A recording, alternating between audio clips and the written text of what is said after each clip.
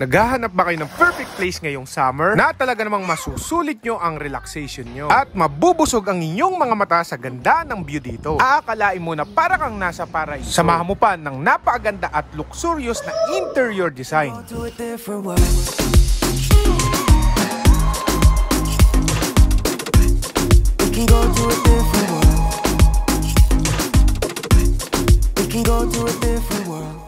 At sa katirikan na naman ng araw, bumiyahe kami ng Genggeng Igot, GMA to Lemery, Batangas. At halos 1 oras lang ang aming biyahe at agad namin natumbo ang arko ng Nasugbu, Batangas. At syempre, hindi tayo dyan, kakaliwa kayo pa Lemery, Batangas. Dito sa Lemery ay napakaganda ng view sa kalsada. Kaya naman halos araw-araw ay may makikita kang mga nakatambay na motorista. Dahil abot tanaw mo na ang Taal Volcano. At munting paalala, ingat sa lahat ng kapwa ko motorista dyan. At after 15 minutes, may kita mo na yung arko ng Lemery, Batangas. Lagpas ka lang ng arko ng Lemery, Batangas, agad-agad na makikita mo sa kaliwa ang Alteas Orchard. Located lang sila sa Barangay Mayasa, Ilaya Street, Jokno Highway, Lemery, Batangas. Unahin na agad natin ang kanilang parking. Safe na safe ang inyong sasakyan dito. At sa building structures pa lang ng Alteas Orchard ay talaga namang mapapawaw ka kaagad. At sa laki ng kanilang private resort ay kayang-kayang mag-accommodate ng 20 packs o humigit pa. Dahil meron silang 4 na kwarto na fully air conditioned. Meron silang 2 master bedroom with 2 queen bed size. Ang bawat rooms ay merong bathroom. Meron ding hot and cold shower.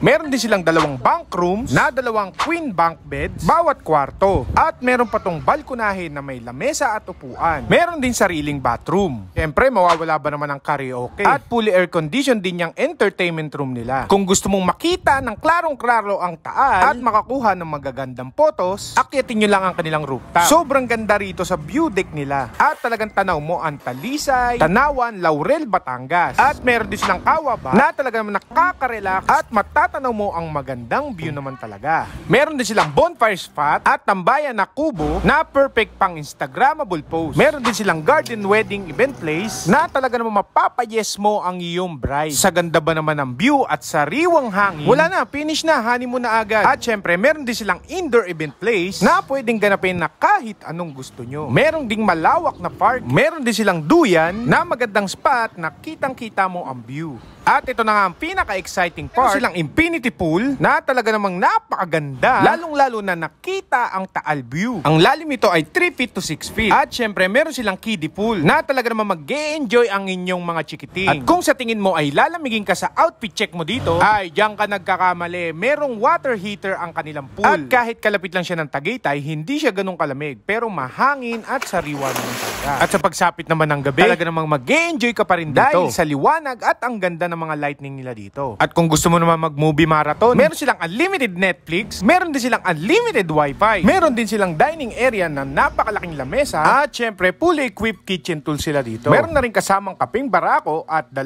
mineral water. At ito na nga, ang 20 packs nila ay 20,000 pesos every weekdays, Monday to Thursday. At kapag weekend and holiday naman, ang kanilang 20 packs ay 22,000 Friday to Sunday or holiday. Kung mag-exceed naman kayo sa 20 person, meron pa silang last limit na 5 to 10 packs. Ang kids below 7 years old ay free. Kung perfect place lang naman ang hanap mo, dito ka na sa Alteas Orchard. Tiyak na bawat oras nyo ay talagang ma-enjoy nyo ng family nyo.